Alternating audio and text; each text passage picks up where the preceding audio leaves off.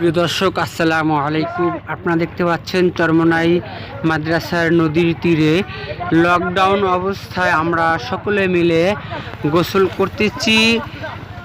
MTC মিডিয়ার পক্ষ থেকে আপনাদের সকলকে জানাই আন্তরিক মোবারকবাদ। সাথে সাথে যারা এমটিসি মিডিয়ায় এখনও সাবস্ক্রাইব করেননি, আজই করুন। চরমনাই নিউজ পেতে সবাই ভালো থাকবেন, সুস্থ থাকবেন। সবার জন্য খাসভাবে দোয়া রইল এবং আমাদের পরিবারের জন্য আমি খাসভাবে দোয়া চাচ্ছি। আসসালামু আলাইকুম ও রহমতুল্লাহি ওয়া বারাকাতুহু।